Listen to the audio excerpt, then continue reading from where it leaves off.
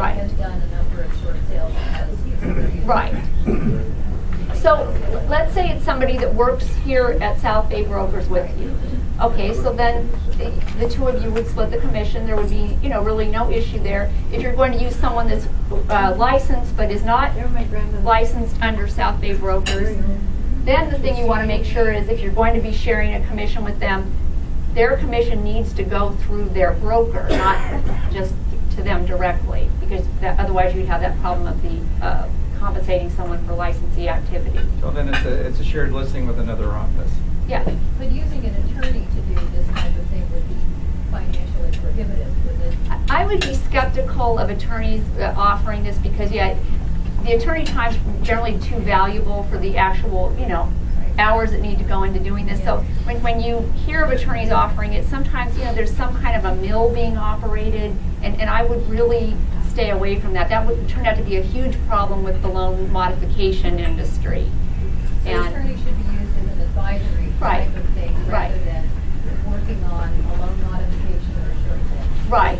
And, the thing, like we had the question about that a number of people at South Bay Brokers were using a particular negotiator, and there were some questions about, how solid was their paperwork.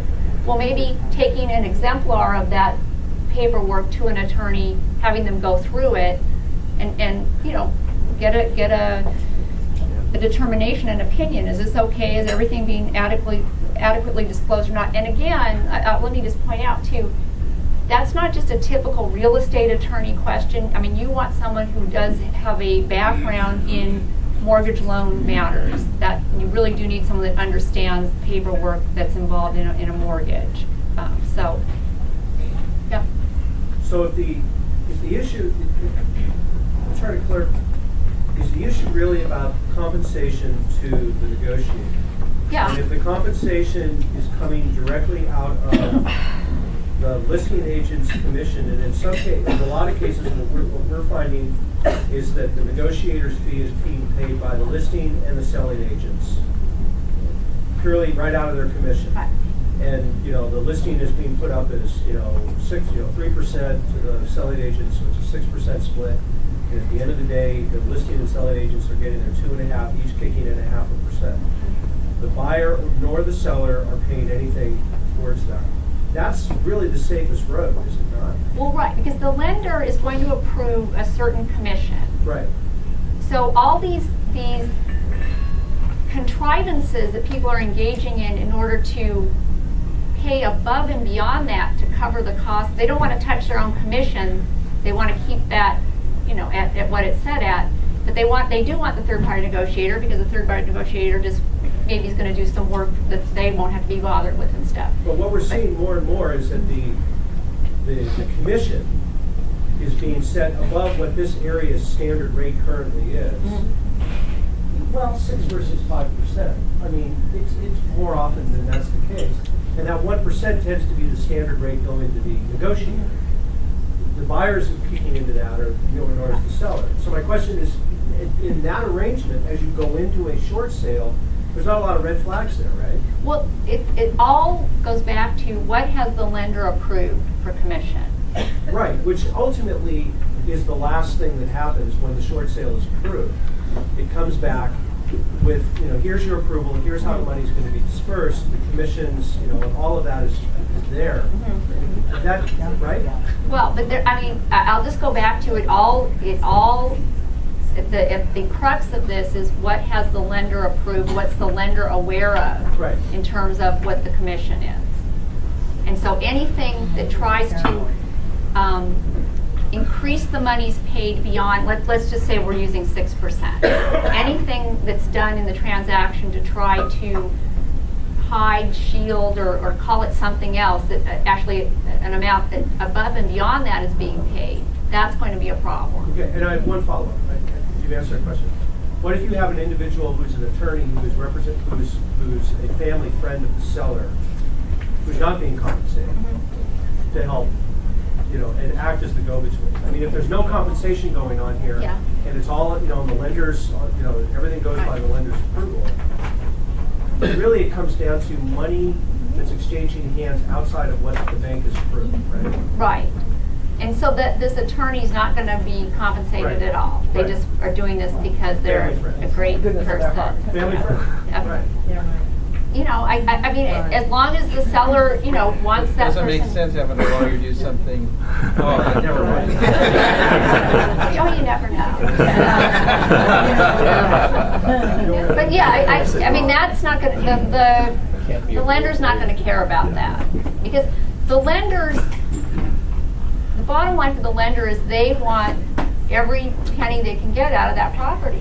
They are losing money on it, and they don't want any money going back to the seller that is not supposed to be going. The seller is basically walking away from it. So, and you know, the other thing I'll just mention about some of the other stuff that I went through where maybe there is a flipping of a short sale. Maybe you've got, you know that the lender's going to take $250,000, but you've got someone else who, you know, in a month will pay substantially more than that.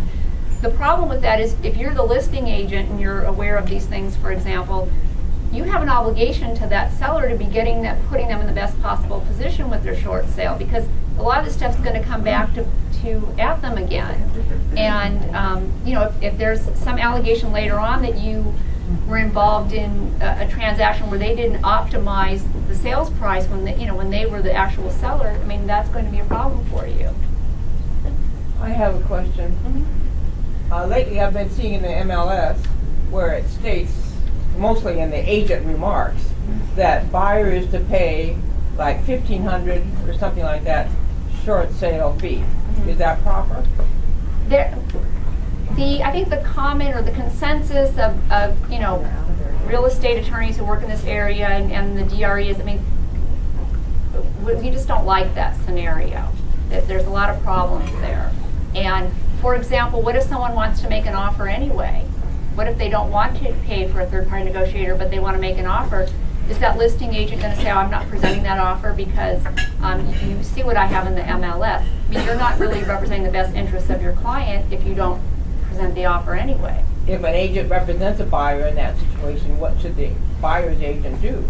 Well, you know, one thing that a person can do is, you know, you can make a complaint to the department. I mean, they want to hear about these situations. They want to look into them. And, you know, it's very easy to make a complaint. It's all online. So it is an offense then, what you're telling me? It could be an offense, Could be. yes.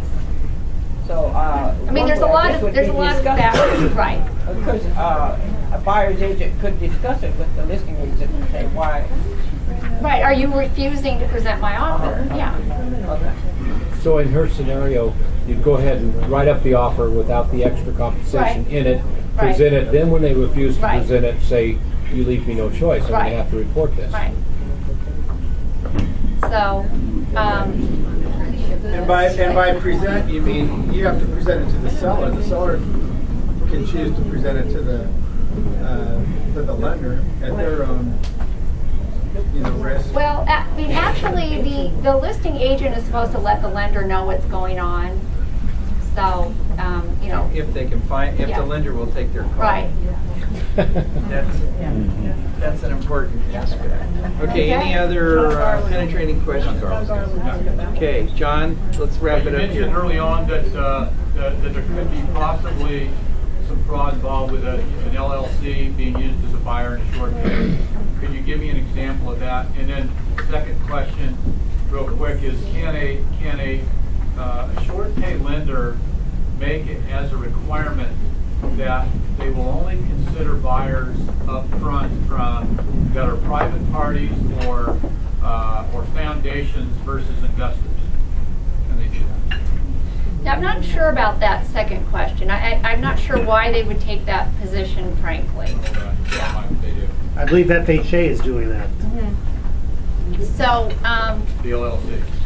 and now the issue of the LLC is, I mean, it's a something for you to ask questions about. Why is it an LLC that's making the offer? I mean, it could be completely on the up and up, but for example, with the situation where the ostensible buyer ties the property up, gets approved, and then all of a sudden, you know, says they can't perform for one reason or other, and they want to, you know, sometimes if you have one of these entities, it's easier to move one person in and another person out of the contract. So it's just something for you to ask questions about. All right, thank you. Okay.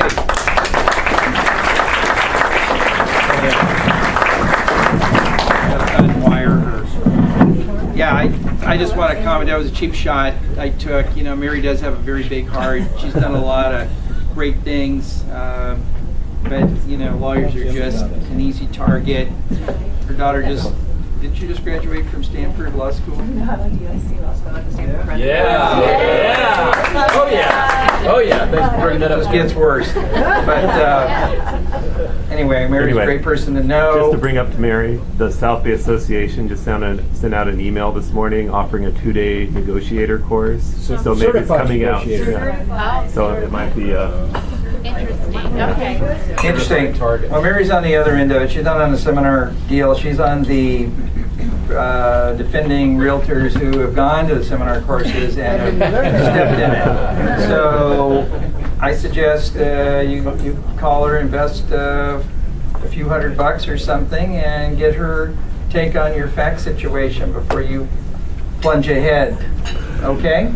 So now we're going to do the sales meeting, compact sales meeting, faster than ever before.